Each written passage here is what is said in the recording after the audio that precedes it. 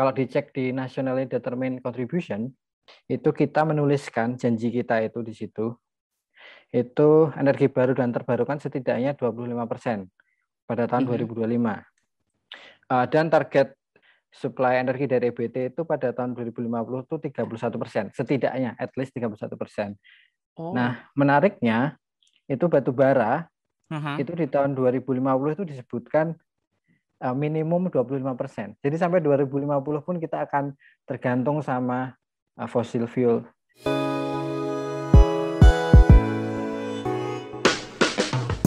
Hai, dari SEO Basic Initiative, aku Harun Ardiansyah dan ini adalah season ketiga dari podcast Bicara Nuklir.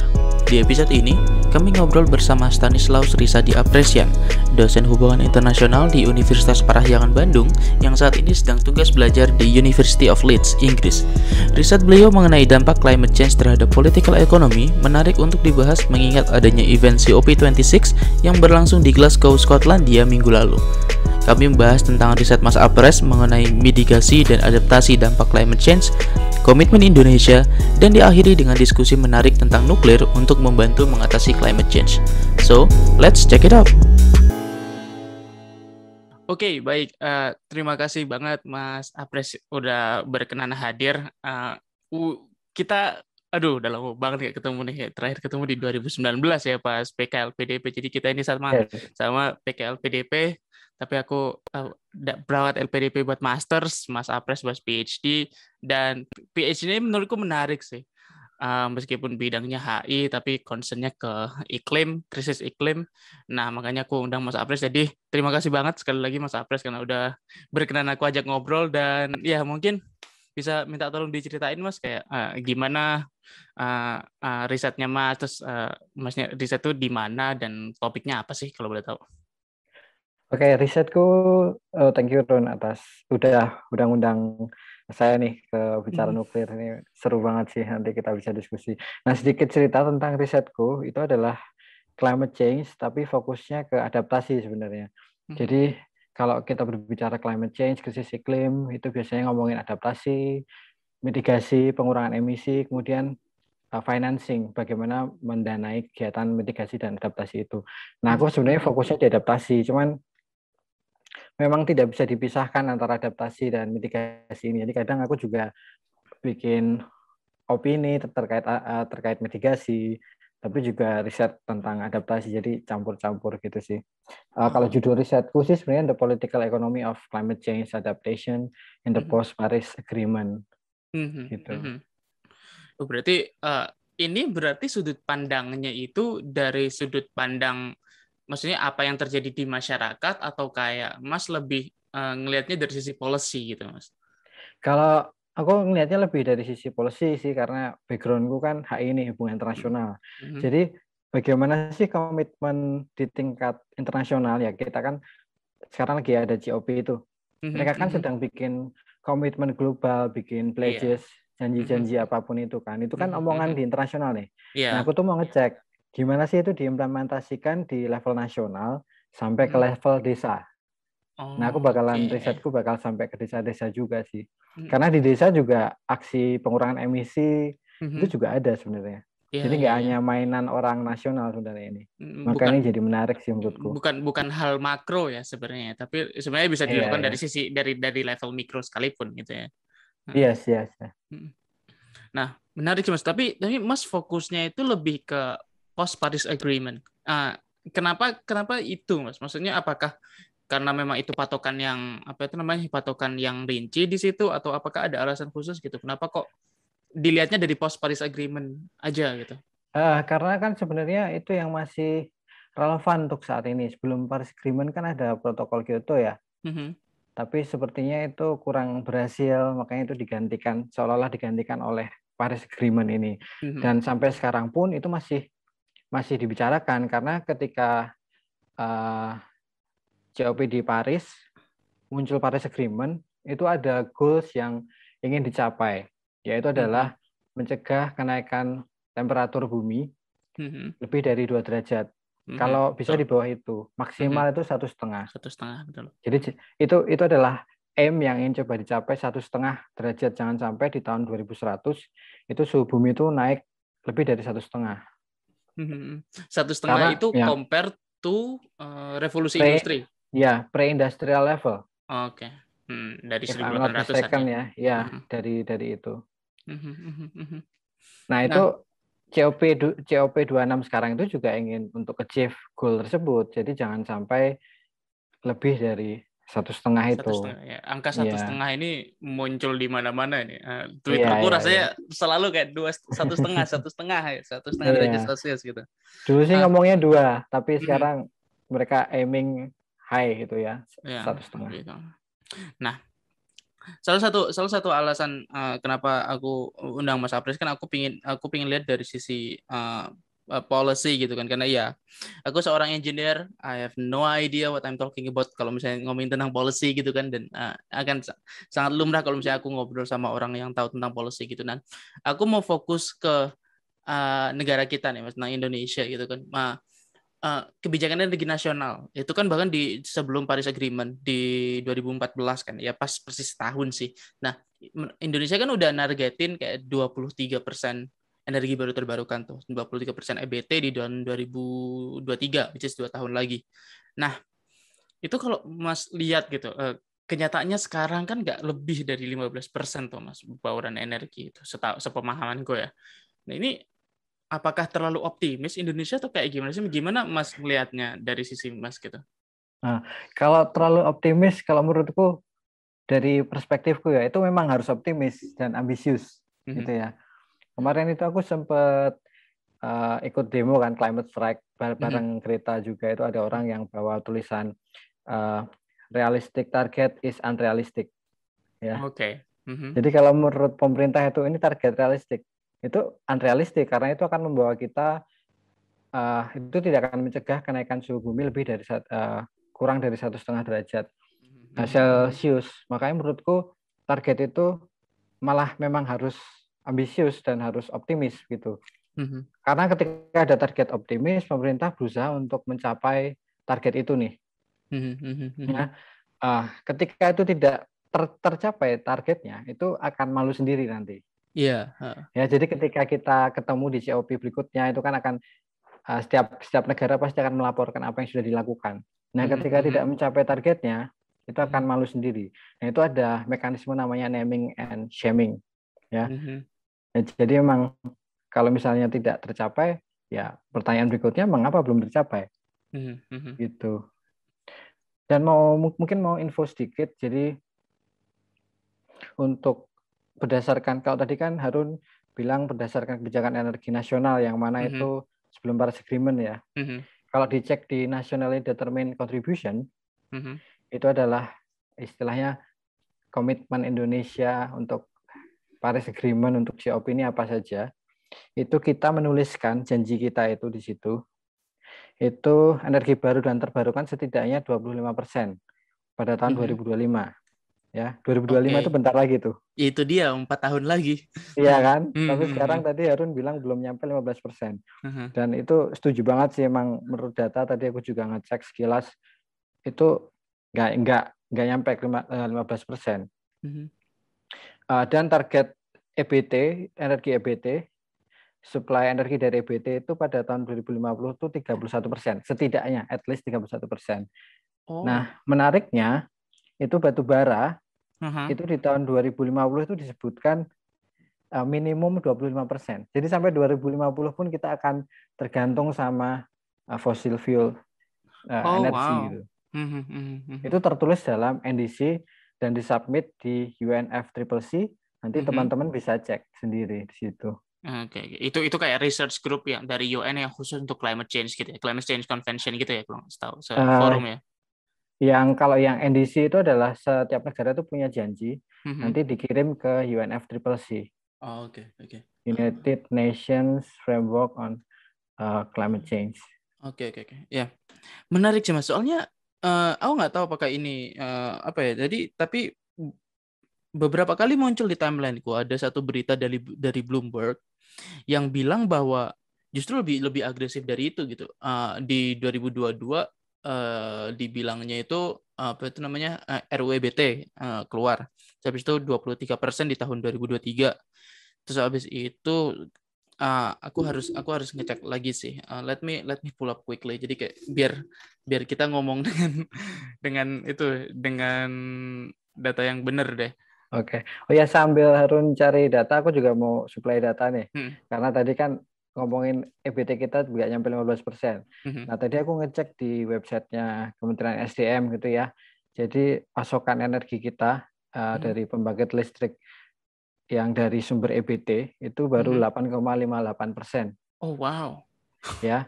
Jauh Dan banget dari itu yang 8,58% itu dari PLTA, kemudian hydro, micro hydro, kemudian yang pembangkit listrik tenaga EBT lainnya itu baru 3,02%.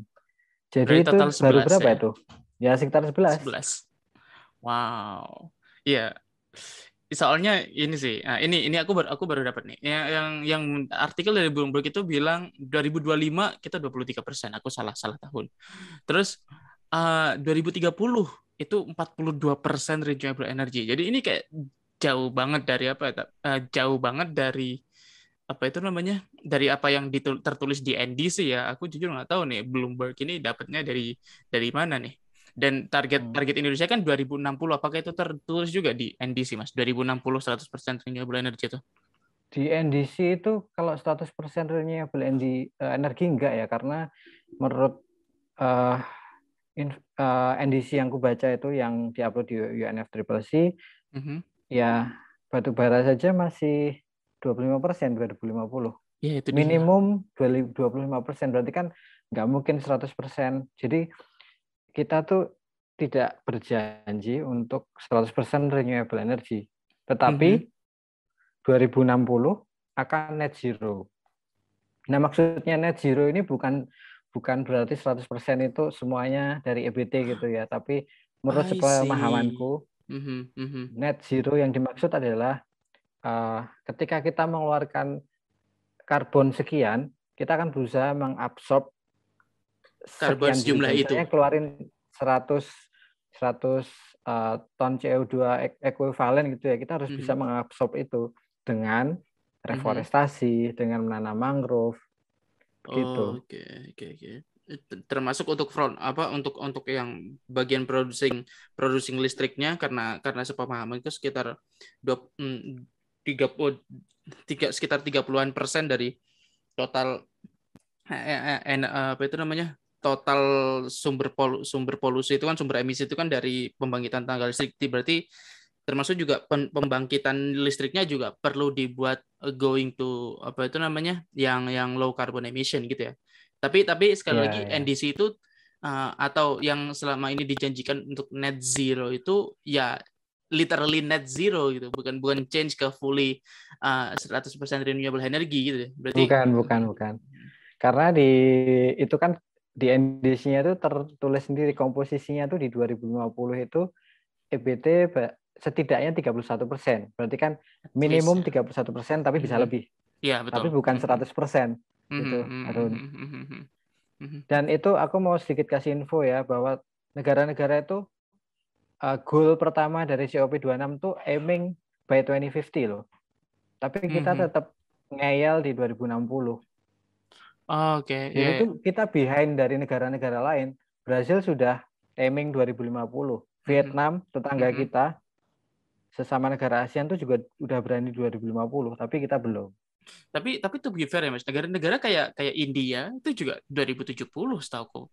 Dan Modi bilang di speech-nya kan 2070 tuh. Iya, betul.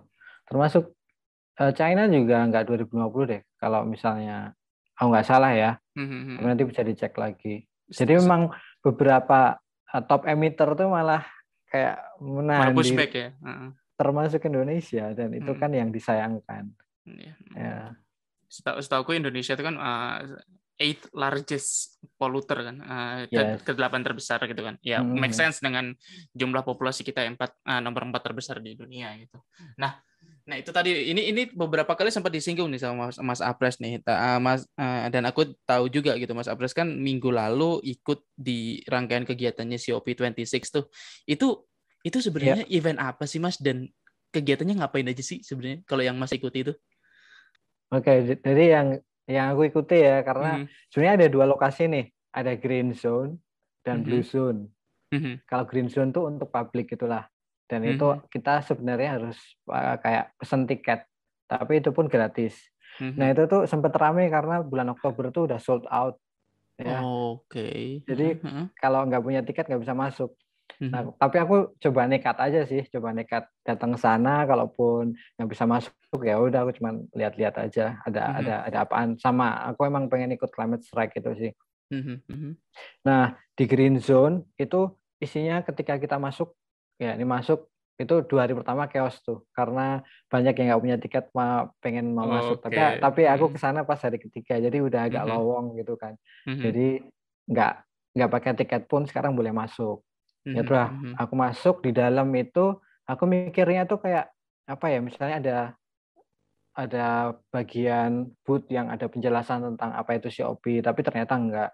Jadi Mhm. masuk itu isinya adalah stand-stand eh, apa namanya MNC, perusahaan-perusahaan gitulah Oke. Heeh, heeh, heeh. yang jadi sponsor COP ini, dan mereka menjelaskan apa yang sudah mereka lakukan gitu. Mhm. Mhm. Terus ada diskusi juga, tapi itu sangat sangat sedikit. Jadi kalau misalnya kita nggak punya tiket ya nggak bisa masuk. Jadi aku cuman keliling-keliling itu ya cuman ngunjungin stand-stand perusahaan gitu. Cuman ya aku nggak begitu tertarik sih, karena Greta kan bilangnya itu adalah bentuk greenwashing gitu kan. Jadi kayak Ya. Mhm. rebranding band mereka, oh kita ramah lingkungan gitu Mhm. gitulah. Terus tapi ada juga yang menarik tuh, ada stand-stand dari universities gitulah, Oke. Mhm. yaitu mereka present ada poster atau mungkin ada apps terkait perubahan iklim, Mhm. itu mereka jelasin gitu. Itu yang menarik menurutku. Mhm. Mhm. Mhm. Nah, Nah, ini yang kalau ya. kalau yang Blue Zone itu fokus ke delegasi resmi gitu sih. Nah, Indonesian Pavilion itu ada di situ. Oh, oke, pavilion Nah, negara-negara itu ada di situ ya. ha, nah Heeh. ketika aku sama teman-teman coba masuk, ya emang itu fokus untuk apa namanya, delegasi resmi gitulah istilahnya. Tapi yang Mhm. anehnya tuh, kita mau ikut, pengen tahu diskusi mereka ngapain aja. Tapi ketika kita berada di green zone pun, kita harus streaming gitu, pakai HP sendiri.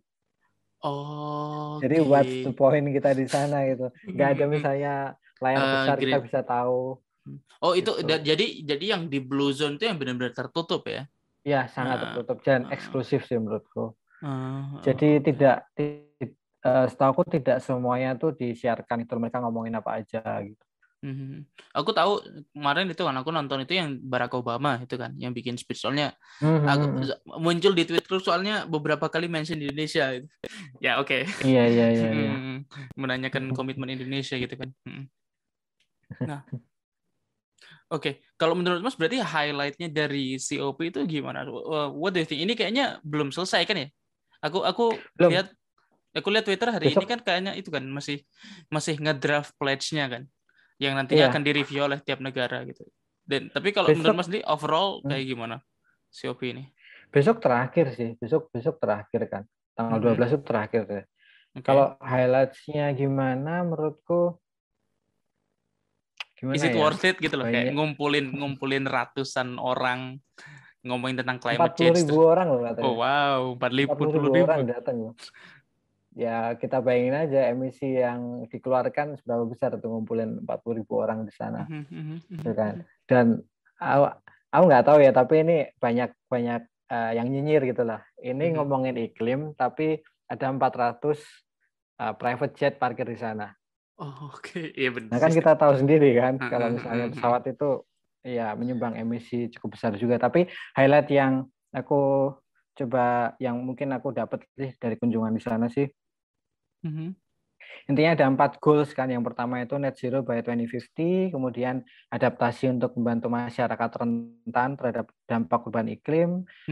Itu ada loss and damage juga yang dibahas di sana. Jadi ketika ada bencana di negara sedang berkembang, di negara-negara Kepulauan Pasifik, itu setidaknya ada ya, apa ya, negara maju karena mereka sebagai penyumbang utama emisi pas zaman industrialisasi itu Iya. memberikan kompensasi untuk mereka, terus mobilisasi keuangan, sama kolaborasi pemerintah, bisnis, dan masyarakat.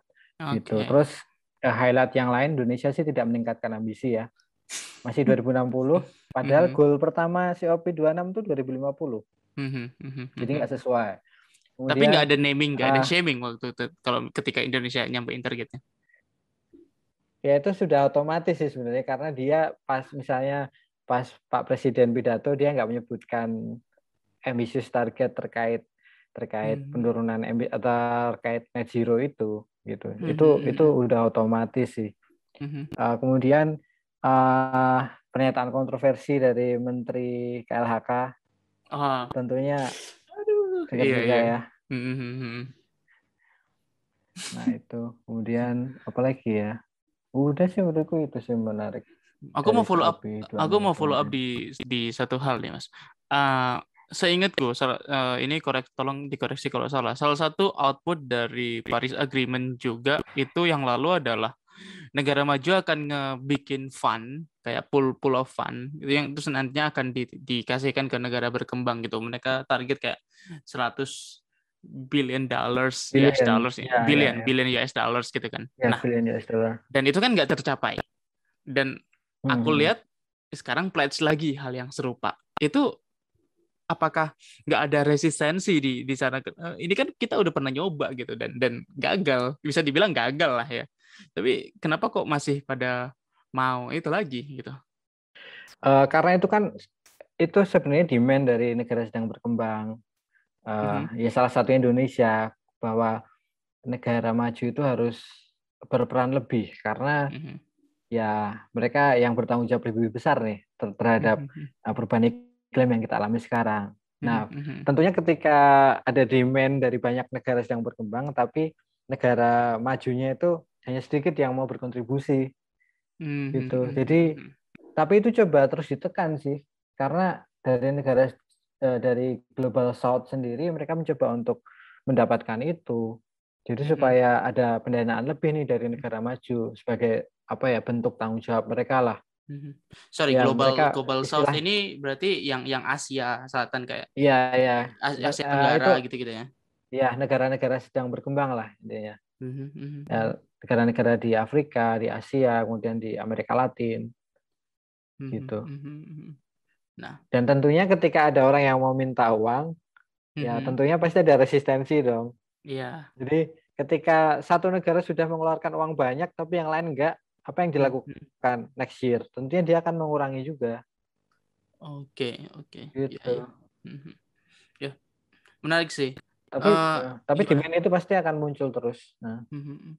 Meskipun itu nggak tercapai, maksudnya at least di Paris iya, Agreement aja nggak tercapai gitu kan. iya, iya, iya. Iya, iya.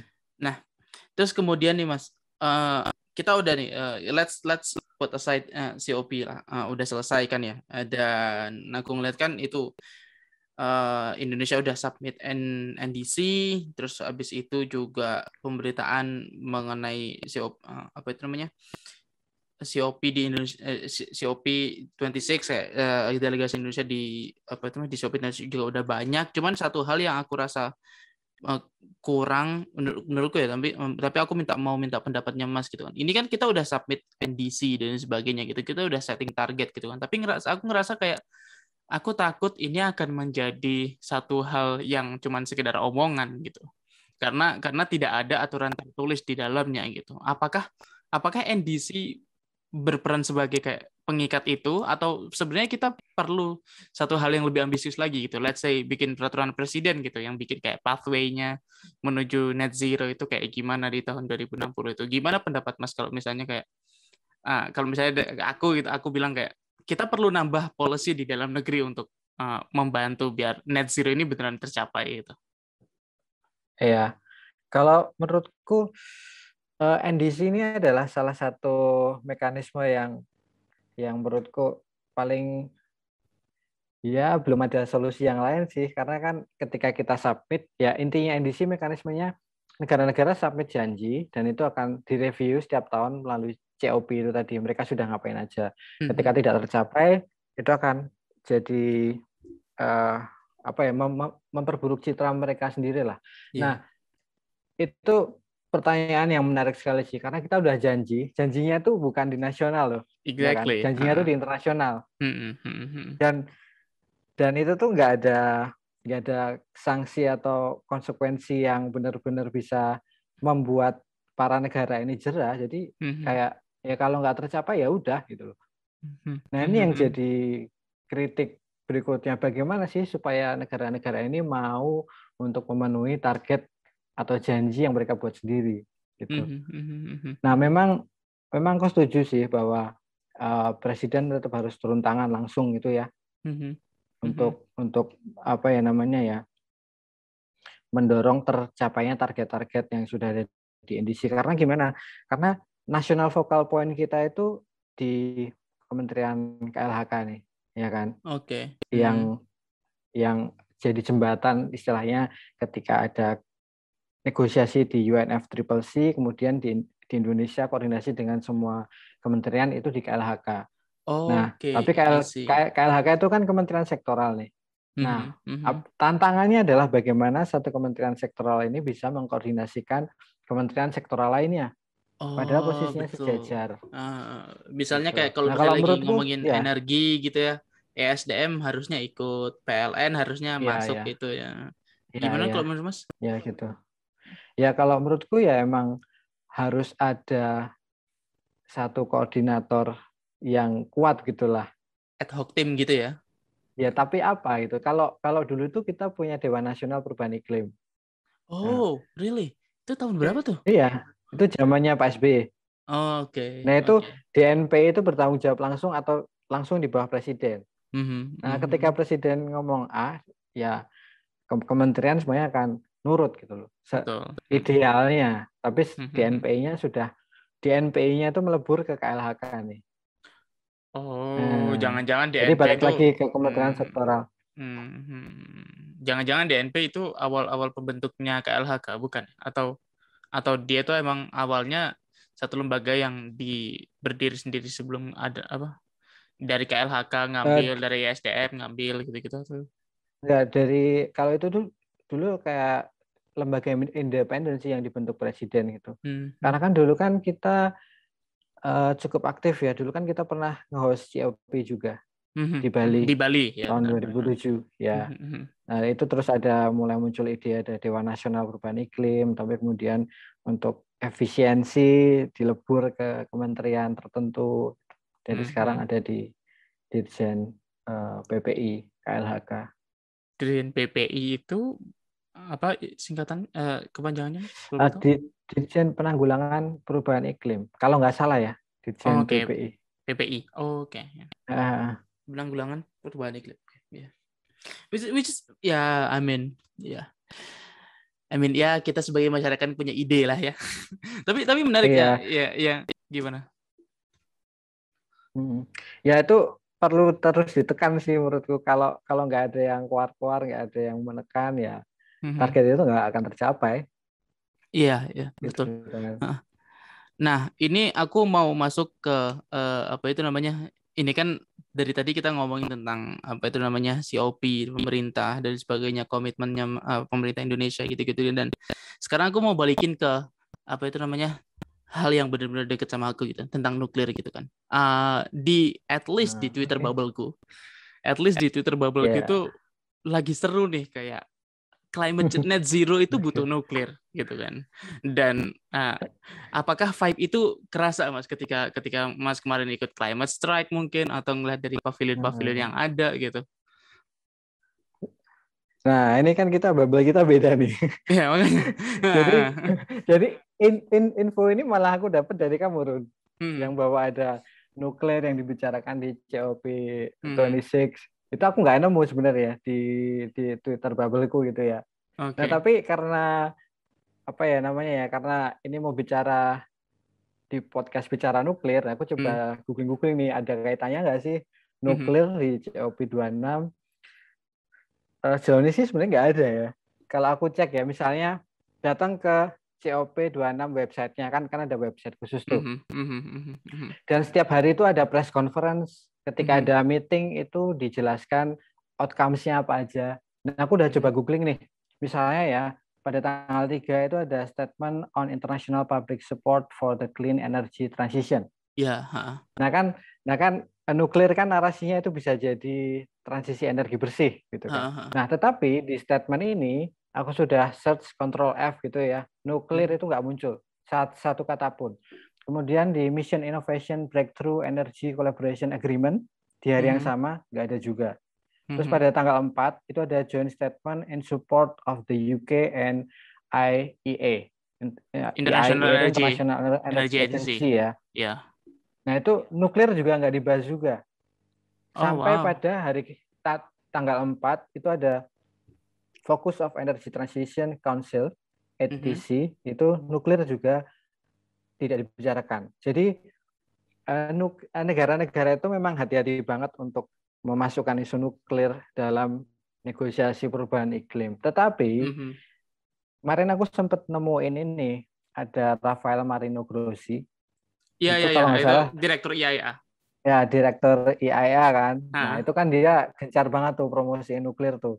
Nah, dia sebelum COP26 pun dia sudah bilang, oke, gue bakal datang nih ke COP26 mau memperjuangkan nuklir sebagai energi bersih dan sebagai solusi untuk perubahan iklim. Itu kan narasi yang mau dia bawa ya.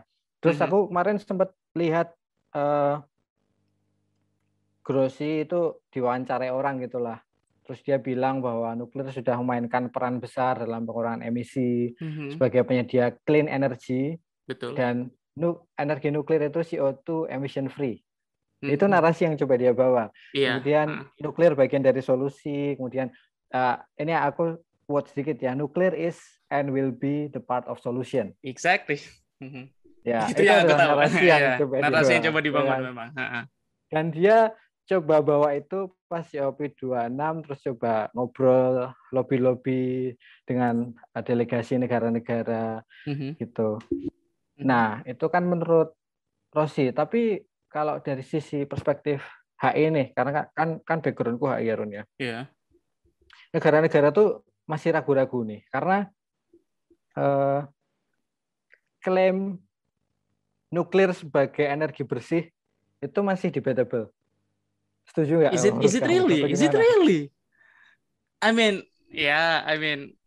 Mas ngobrol sama engineer yang udah 7 tahun belajar tentang nuklir sih. Jadi aku tahu dari sisi teknis, sebenarnya bisa dikategorikan sebagai energi bersih gitu kan. Cuman mungkin aku penasaran dengan perspektif kalau dari sisi pemimpin negara itu kayak gimana tuh.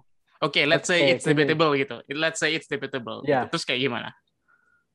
Ini debatable karena belum ada konsensus nih yang menyetujui bahwa nuklir ini adalah energi bersih, free CO2 emission, dan kita perlu perjuangkan. Contohnya di Uni Eropa nih. Uni Eropa itu taksonomi energi bersih ya? Uni Eropa itu kalau nggak salah satu yang support itu Prancis nih. Ya, 70% energinya dari nuklir. Ya. Nah. Tapi kemudian Jerman ada 20% gitu kan. Tapi tidak semuanya menyetujui itu. Oke. Gitu. Jadi masih belum satu suara lah. Gitu. Dan kalau kita bermain narasi, mungkin kalau Harun kan dari perspektif engineer gitu ya. Tapi dari perspektif aktivis lingkungan beda lagi. Nanti aku bisa cerita menurut mereka gimana. Gitu. Terus apa lagi ya? Nah, kalau dari yang Mas ketahui sendiri dari sisi aktivis lingkungan, mungkin kita bisa lihatnya kayak apa yang dikhawatirkan sih dari nuklir itu. Aku jujur bingung nih, soalnya kayak aku ingin mencoba appealing to everyone karena I want to promote something that I think it's good, it's technologically good. I can say karena banyak banget penelitian dan ini udah teknologi yang udah ongoing dari 50-an. Tapi masih ada kontroversi. Bukan let's say kontroversi kayak orang itu selalu keinget terhadap Chernobyl, Fukushima, terus habis itu Hiroshima, Nagasaki, Manhattan Project gitu. Dan aku penasaran aja dari sisi aktivis lingkungan atau orang yang bergelut dengan aktivisme lingkungan gitu, apa sih Mas yang dipikirkan terhadap nuklir itu? Apakah memang nuklir itu bukan solusi kalau misalnya dari sisi environmentalist gitu lah, aku bisa bilang lah. Kalau dari sisi aktivis lingkungan gitu ya, misalnya Greenpeace gitu ya. Ini aku lihat baca-baca dari websitenya dia dan kampanyenya dia terkait nuklir, anti nuklir gitu ya. Yang pertama adalah nuklir itu mahal banget ya. Compare to misalnya pembangkit listrik tenaga bayu atau solar panel itu mahal banget. Kemudian biayanya daripada untuk satu PLTN gitu, apa nggak lebih baik untuk investasi di renewable energy yang benar-benar bersih, seperti yang pembangkit listrik tenaga bayu itu, yang itu yang paling bersih lah. Kemudian waste-nya, nuclear waste itu berbahaya. Jaminannya apa sih ketika kita pakai PLTN nanti kemudian kita aman nih? Karena berdasarkan histori, ya kejadian-kejadian kecelakaan itu kan ada nih, dan itu 2 kali, dan tidak menutup kemungkinan akan ada ketiga kalinya. Kemudian ya tadi Harun udah nyebut Chernobyl, Fukushima, nah itulah yang membuat apa ya namanya ya, aktivis lingkungan ini mungkin against idea untuk nuclear power plant ini. Dan diskusinya itu apakah selalu di lingkup itu ya Mas, tentang berarti aku bisa bilang tentang waste, tentang potensi bahaya kalau misalnya terjadi ledakan, sama biaya gitu ya. Apakah selalu topiknya tentang itu gitu? Soalnya aku ngerasa kayak tiga topik itu adalah 3 topik yang sudah sangat lama dibahas gitu, dan kayak sebenarnya sudah ada pembuktian bahwa yang masih debatable menurutku sekarang adalah dari sisi finansialnya, dari sisi murahnya. Soalnya ya sama seperti teknologi lain, setiap kali ada pembangunan satu teknologi yang baru, tentu kita mencari bagaimana caranya biar bisa mengefisienkan pengerjaannya kan. Kita bisa ambil contoh dari solar gitu misalnya. Solar panel maksudku. Solar panel ketika pertama kali dibangun, dia benar-benar mahal banget gitu kan. Bahkan dengan subsidi masih mahal, tapi dengan advancement teknologi harganya eventually akan turun gitu loh. Dan sebenarnya nuklir sama seperti industri-industri yang lain, eventually kalau misalnya kita ajakin dia untuk terus berkembang dari sisi teknologi juga di advance terus, ya pasti akan murah. Itu reasoningku. Nah, tapi sebenarnya sudah ada hitungan bahwa nuklir bisa beneficial kok economically gitu. Nah, tapi terus kemudian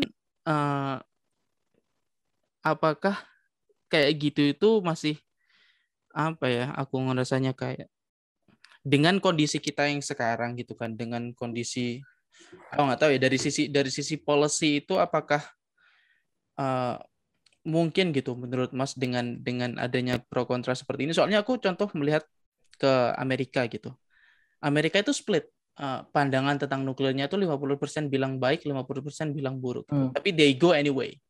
Kayak mereka punya 93 reaktor nuklir hingga saat ini gitu kan. Meskipun ada beberapa yang lagi mau ditutup lagi, diusahakan ditutup meskipun para saintisnya against untuk keputusan itu gitu. Tapi aku penasaran aja apakah kalau misalnya nih ini ekstrim aja, ini hal yang sejujurnya aku percayai gitu.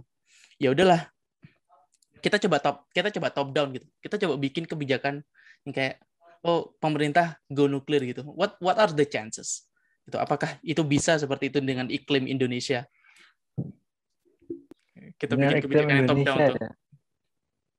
Ya, sekarang perspektif masyarakat terkait nuklir sendiri, kalau ini aku belum riset ya, tapi ketika ada PLTN di sekitar mereka pasti akan demo sih. Iya nggak ya? Iya nggak sih? Di tahun 2007 pernah terjadi.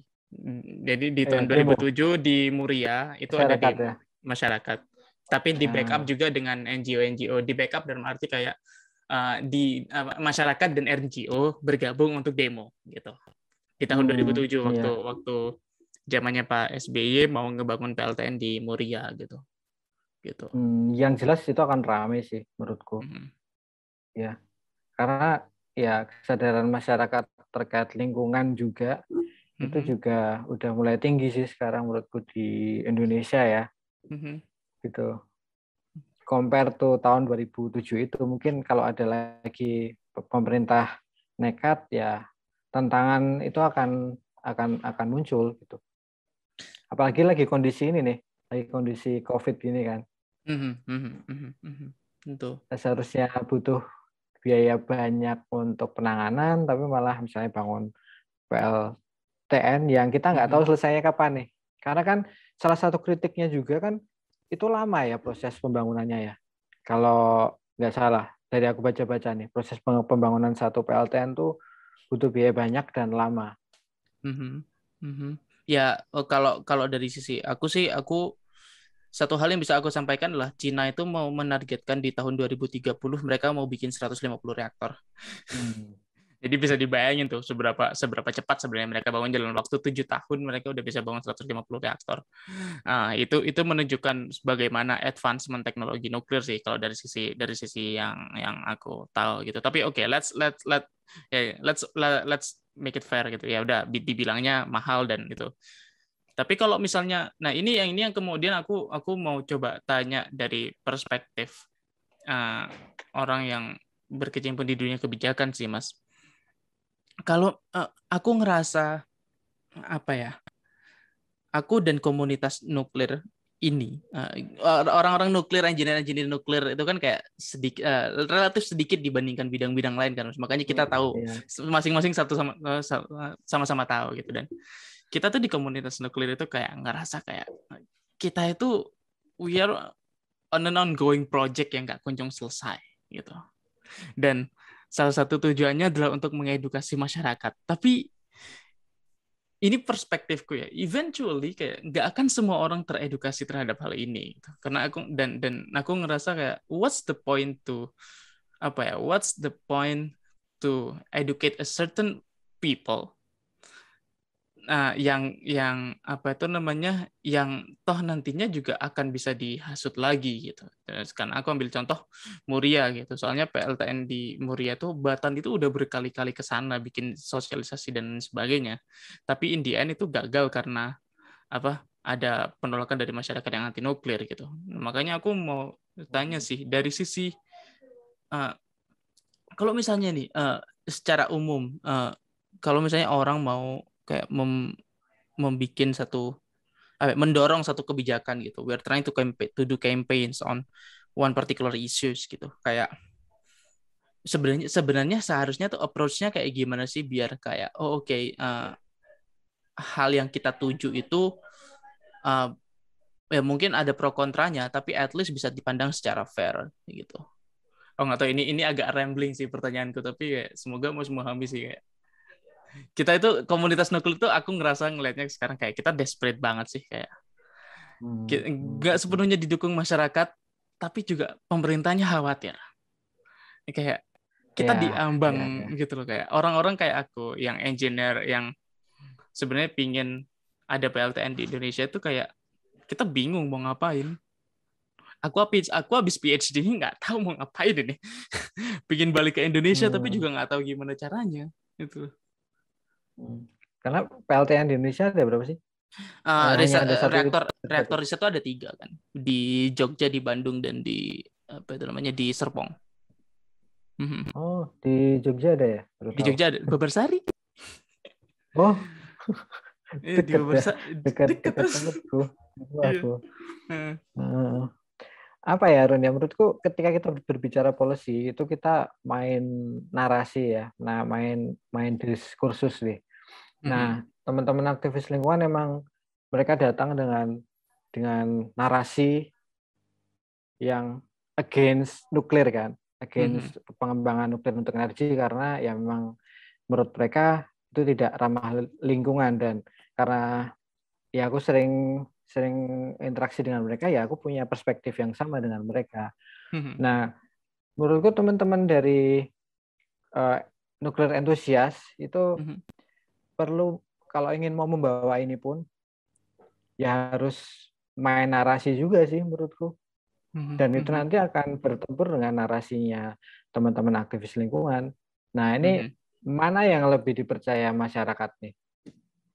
Dan nanti kan ketika penolakan itu sudah relatif kurang gitu ya, mungkin pemerintah akan lebih pede. Tapi sekarang posisinya itu kan masih apa ya? masih debatable. Jadi Iya. pemerintah menurutku agak hati-hati sih untuk isu ini. Jadi menurutku kalau memang benar mau bawa isu nuklir ini, jadi perlu bukti saintifik yang lebih kuat lagi bahwa ini benar-benar bersih.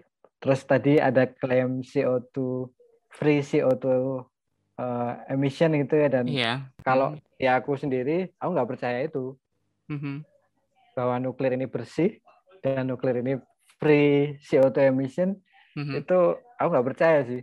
Nah, jadi bagaimana nih komunitas nuklir ini bisa membuat saya ini percaya, dan itu akan susah karena saya sudah kalau saya sih mindsetnya udah enggak gitu ya. Gitu sih. Karena salah satu mungkin itu tadi dari sisi aktivis lingkungan ya. Ini aku ada riset juga nih dari Benjamin Sovacool yang dia berusaha untuk membuktikan bahwa nuklir ini nggak benar-benar bersih.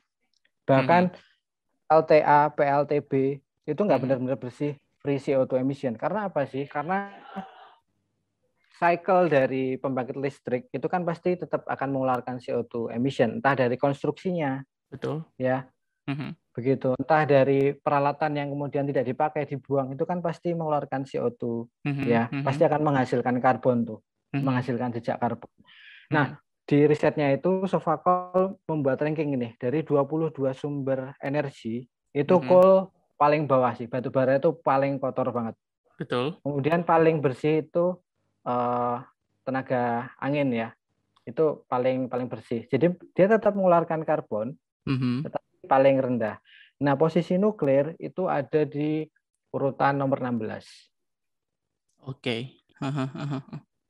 Di dalam produk, jadi dalam life cycle dari dia dibangun, kemudian dari sisa-sisa tools yang digunakan untuk maintenance, itu dia menghasilkan berapa ya tadi ya? Aku agak lupa. Ya, intinya 66 gram CO2 ekuivalen per kilowatt per hour. Aku nggak bisa baca itu sih. Iya. Aku habis sempat rame juga itu kayaknya bahasan tentang itu, tapi aku ngerasa kita kayaknya aku dan beberapa teman komunitas nuklir punya counter argumen terhadap hal itu. Kayaknya kita bisa membuktikan kalau angkanya itu sebenarnya bukan di 66, tapi sebenarnya angkanya di sekitar 12 gram per aku lupa ding satuannya itu apa. 12 gram per kilowatt kilogram CO2 ekuivalen gitu kan. Nah, itu kayaknya kita ada satu peneliti juga yang sekarang lagi kerja di salah satu reaktor nuklir di Amerika, itu juga bilang bahwa sebenarnya angkanya gitu, itu salah interpretasi data gitu ya.